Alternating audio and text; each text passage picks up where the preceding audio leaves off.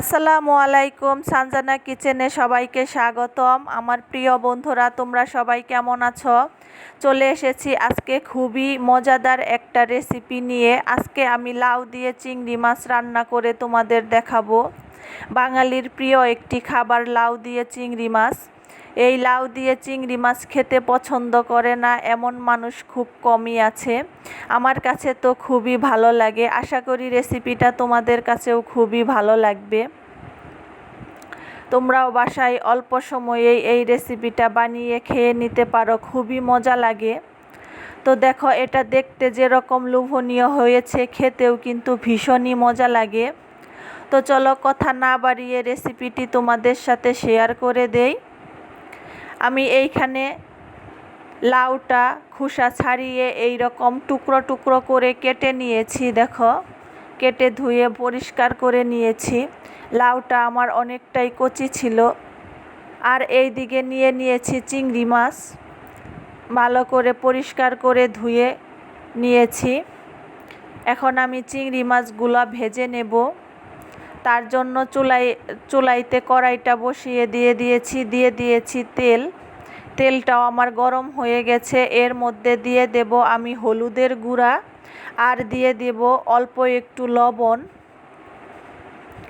দিয়ে মাছটা দিয়ে দেব, দিয়ে একটু ভেজে নেব। বেশি ভাজবো না, অল্প একটুই ভেজে নেব। তো মাছগুলো আমি দিয়ে দিয়েছি। দেখো, এখন একটু ভেজে নেব।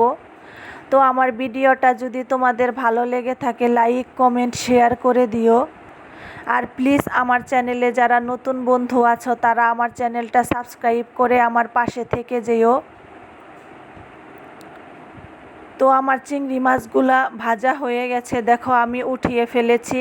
এখন ওই তেলের মধ্যেই দিয়ে দেব কাঁচামরিচ, আর দিয়ে দিলাম পেঁয়াজ কুচি।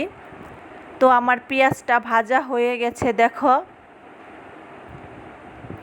এর মধ্যে দিয়ে দেব অল্প একটু পানি, দিয়ে এক এক করে সব মশলাগুলি দিয়ে দেব।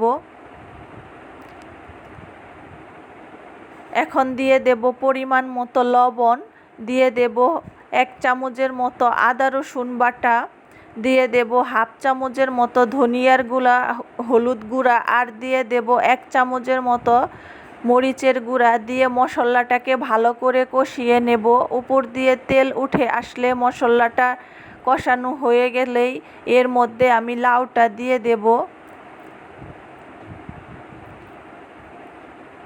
তো মশলাটা কষানো হয়ে গেছে। দেখো, উপর দিয়ে তেলটা উঠে এসেছে। এখন আমি লাউগুলো দিয়ে দেব, দিয়ে ভালো করে মশলাটার সাথে মিক্সড করে নেব।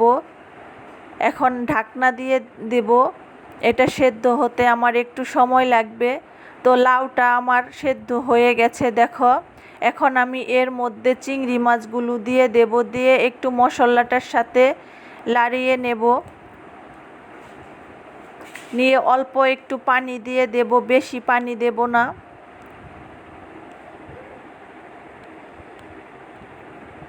তো আমি মাছগুলো দিয়ে দিয়েছি। দেখো, এখন অল্প একটু পানি দিয়ে দেব, দিয়ে ভালো করে এটা ফুটে আসলেই, ঝোলটা ঘন হয়ে গেলেই আমি নামিয়ে ফেলবো। লাউ বেশিক্ষণ চুলায় রাখলে লাউটা টক লাগে, এর জন্য বেশিক্ষণ চুলায় রাখবো না। একটু ঝোলটা ঘন হয়ে আসলেই নামিয়ে ফেলবো। তো আমার লাউটা হয়ে গেছে। দেখো, এটা কতটা সুন্দর কালার এসেছে, খেতেও কিন্তু ভীষণই মজা লাগে। তো তুমি এইভাবে বাসায় বানিয়ে খেও। এই পর্যন্তই, আল্লাহ হাফেজ।